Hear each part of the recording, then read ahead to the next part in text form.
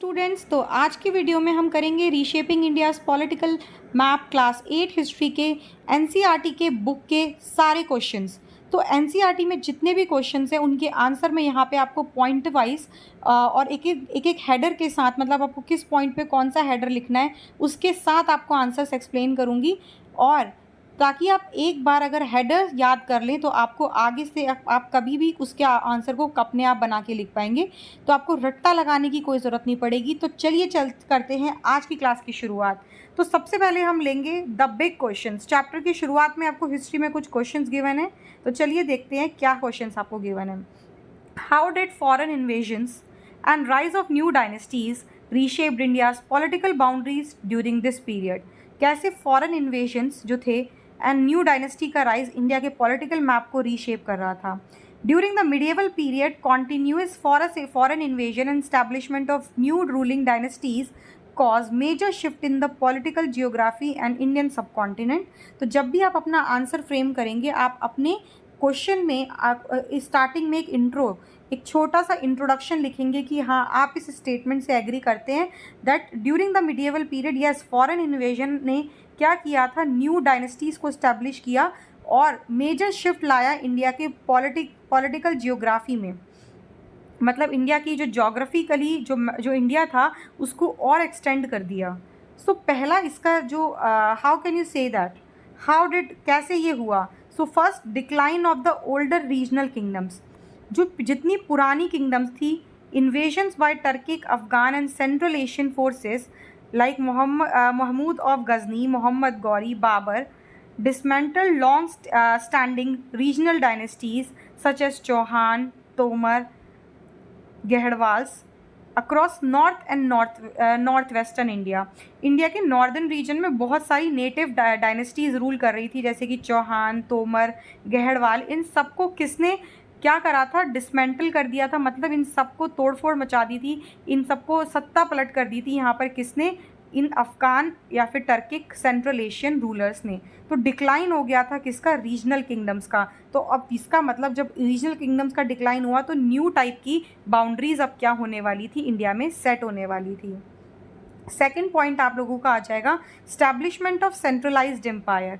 अब दिल्ली से centralised empire को चलाया जाने लगा। ओके, तो दिल्ली से क्या करने लगा, सेंट्रलाइज्ड एम्पायर। दिल्ली सल्तनत एंड मुगल एम्पायर, ये दोनों ही क्या थे, इन्होंने इंटीग्रेटेड वास्ट फ्रेगमेंटेड टेरिटरीज, जो पहले कोई राजपूत के अंदर, तोमर के अंदर थी, कोई चौहान के अंदर में थी, गहड़वाल के अंदर में थी, उन सबको इकट्ठा कर कर क्या किया, सेंट्रलाइज्ड एडमिनिस्ट्रेटिव सिस्टम स्टैब्लिश किया। मतलब एक कैपिटल, एक राजा और उसके हाथ में सारी की सारी सत्ता होगी। तो इससे भी इंडिया के पॉलिटिकल मैप में चेंजेस आए। Emergence of the southern and regional dynasties. अब क्या हुआ, मेन कैपिटल दिल्ली जो था वहाँ पे बड़े रीजन में तो सुल्तान रूल कर ही रहे थे, पर छोटे छोटे नए राज्यों का उदय हो रहा था, जैसे विजयनगर एम्पायर, बहमनी सल्तनत जो कि पूरे महाराष्ट्र रीजन में रूल करती थी, Deccan, southern India, serving as strong political and military counter wait.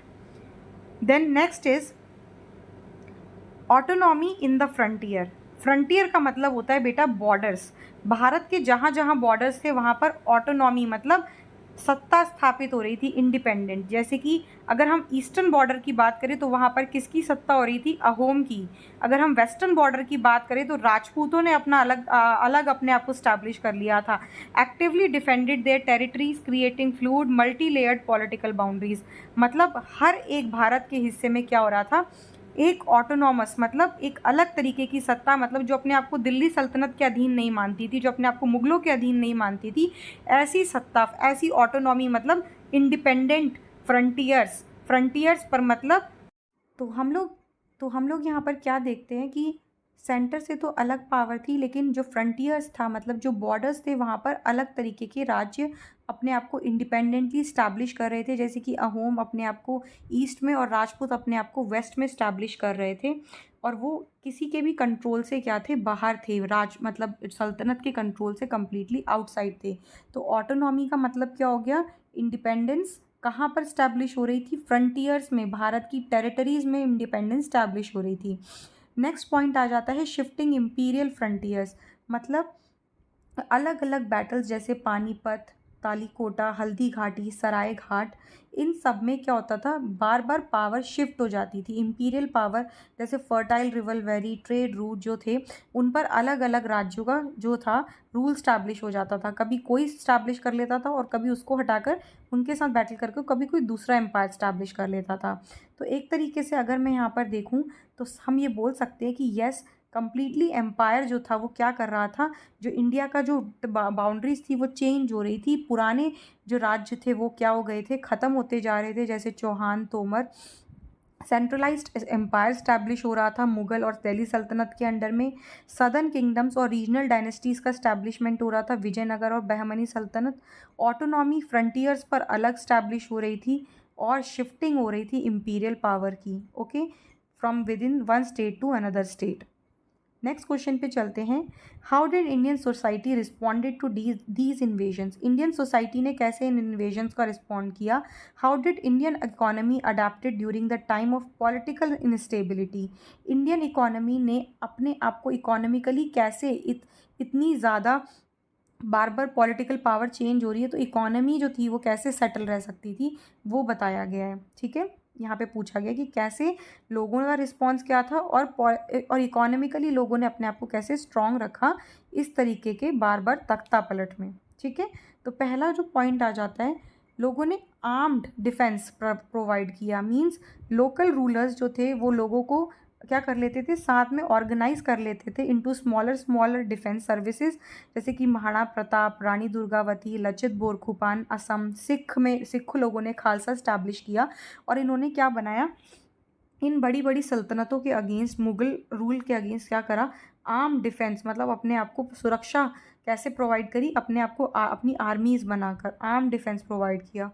Diplomatic strategies इन्होंने बनाई। हमेशा क्या ये वॉर पे ही करते रहते, नहीं, इन्होंने डिप्लोमेसी का भी सहारा लिया।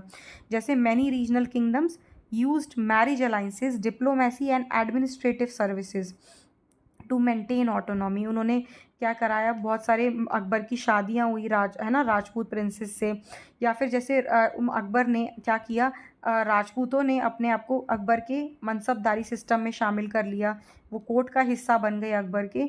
और इसने उन्होंने ना सिर्फ अपनी ऑटोनॉमी बनाई बल्कि वहाँ की अपनी लोकल प्रजा को भी उन्होंने क्या किया, सुरक्षा दी।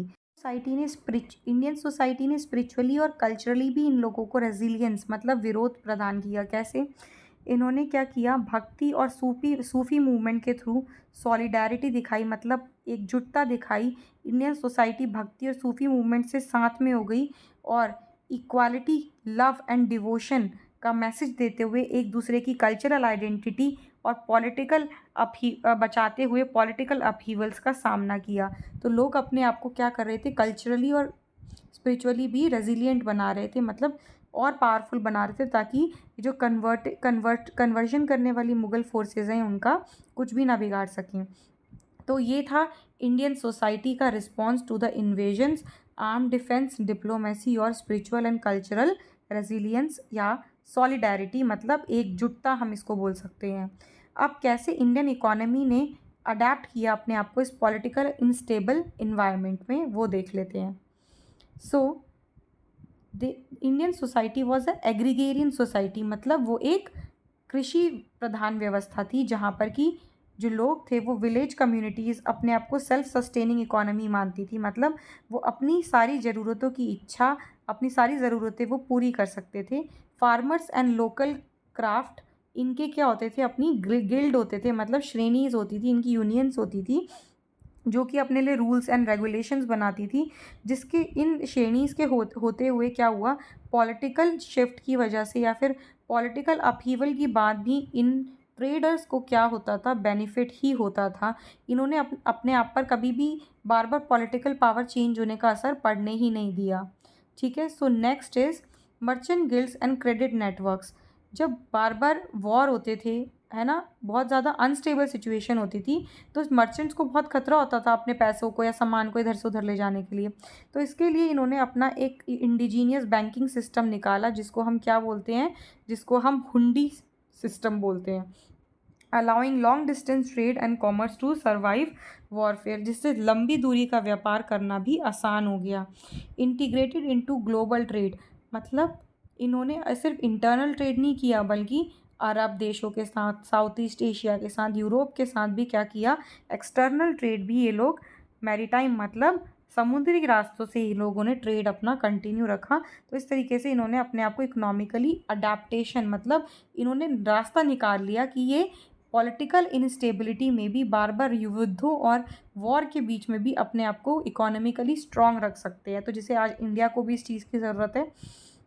What impact did this period had on the lifes of people, इस कॉमन लोगों की लाइफ पर क्या इसका असर पड़ा इस पीरियड का, जो बार बार सत्ता पलट होती थी दिल्ली के सुल्तानों के बीच, या फिर मुगलों की जो आम लोगों के प्रति जो प्रतिक्रिया थी, उनकी धार्मिक जो उनकी सोच थी, उसका लोगों पर क्या असर पड़ा। ठीक है, तो लोगों पर इसका बहुत ही बुरा असर पड़ा बेटा।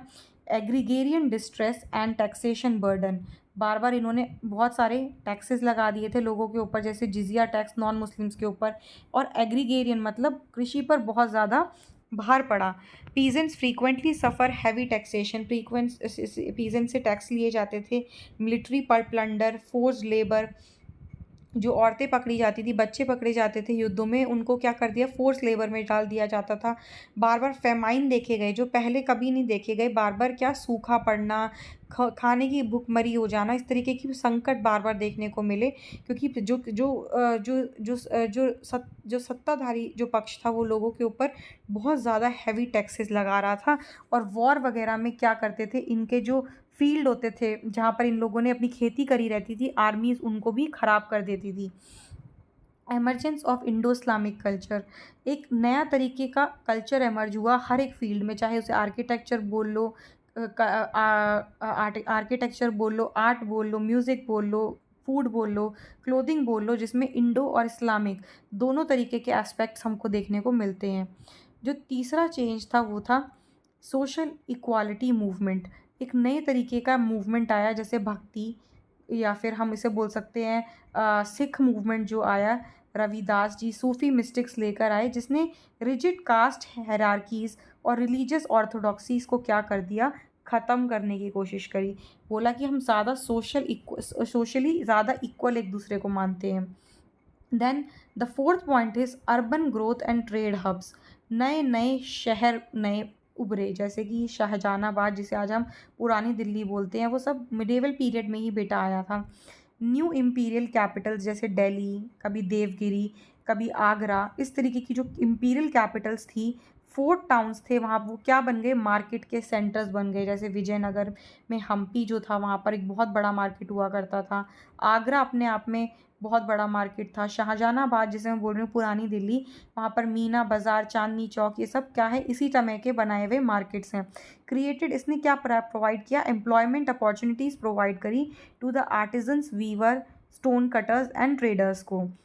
सो कॉमन लोगों को क्या मिला, लोग भारत के आम नागरिक थे, उनको नए वर्क प्लेसेस मिले, ट्रेडिंग के लिए एक हब मिला। सो एग्रीगेरियन भारत तो था, पर नए तरीके की कल्चर का इमरजेंस हो रहा था, सोशल इक्वालिटी आ रही थी, क्योंकि लोगों ने अब अपने आप को एकजुट करना शुरू कर दिया था against the Islamic ideology, and urban growth and trade network भी एमर्ज होता है। तो इस वीडियो में हमने जो हमारी बुक के स्टार्टिंग के 3 बिग क्वेश्चंस थे उसको आंसर किया है। और मैं ये वीडियो को ज़्यादा अभी लॉन्ग नहीं बनाना चाहती, क्योंकि मैं नेक्स्ट एक वीडियो में पूरे जो लेट्स एक्सप्लोर और जितने भी बैक एक्सरसाइज के क्वेश्चंस हैं वो मैं लेकर आने वाली हूँ। अगर आप इस वीडियो को लाइक करते हैं, चैनल को सब्सक्राइब करते हैं, तो मुझे भी अच्छा मोटिवेशन मिलेगा कि मैं और आपके लिए ऐसे ही बहुत ही एक्सप्लेनेटरी वीडियोस लेकर आऊँ, पूरी एनसीईआरटी आपको अच्छे से एक्सप्लेन कर दूँ कि आपको एग्ज़ाम टाइम में कोई दिक्कत ना आए। तो मेरे चैनल सब्सक्राइब कर दीजिए, वीडियो को लाइक कर दीजिए, और अभी तक अगर आपने इस चैप्टर की एक्सप्लेनेटरी वीडियोज़ नहीं देखी हैं तो पहले वो देख लीजिए। थैंक यू स्टूडेंट्स, मिलते हैं नेक्स्ट वीडियो में।